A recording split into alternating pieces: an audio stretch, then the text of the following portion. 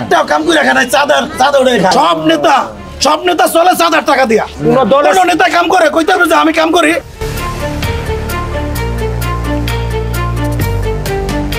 সারা দেশে সহিংসতা ও অপরাধে নারী ও শিশুরা সবচেয়ে বেশি ঝুঁকিতে, বলছে পুলিশ পরিসংখ্যান।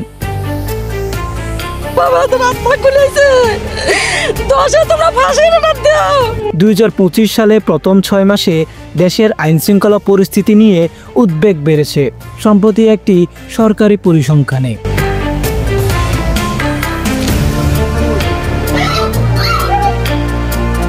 খুন, ধর্ষণ, নারী ও শিশু নির্যাতন, মাদক ও দাঙ্গাসহ একাধিক অপরাধের হার এখনও দেশের জনসাধারণের নিরাপত্তা নিয়ে প্রশ্ন তুলছে।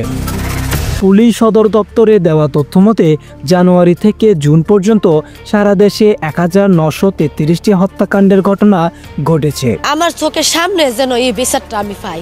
এর মধ্যে ঢাকাতেই খুন হয়েছে 121 জন, যা রাজধানীতে অপরাধ প্রবণতার এক উচ্চমাত্রা নির্দেশ করে। তবে সবচেয়ে আশঙ্কার বিষয় হয়ে দাঁড়িয়েছে নারী ও শিশুর প্রতি সহিংসতা।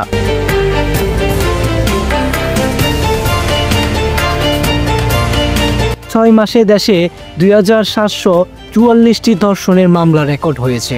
নারী নির্যাতনের ঘটনা 6144টি আর শিশু নির্যাতনের ঘটনা 2159টি।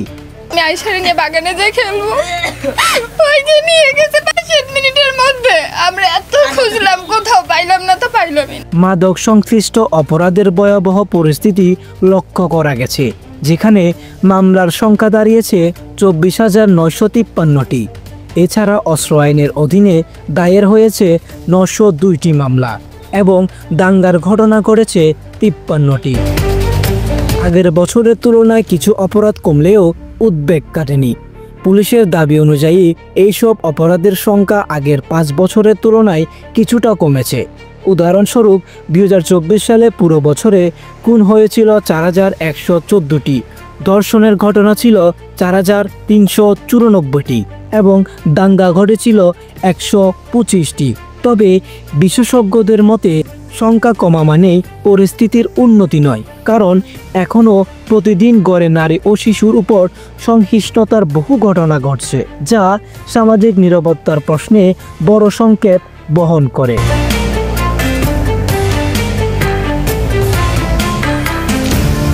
নাগরিক সমাজের অনেকেই বলছেন পরিসংখ্যানের সংখ্যা কমতে পারে, কিন্তু বাস্তবে বিচারহীনতা, দৃষ্টান্তমূলক শাস্তির অভাব এবং প্রতিরোধমূলক ব্যবস্থা না থাকায় অপরাধ থামছে না, বরং নারীরা দিনকে দিন আরও ঝুঁকিতে পড়ছে।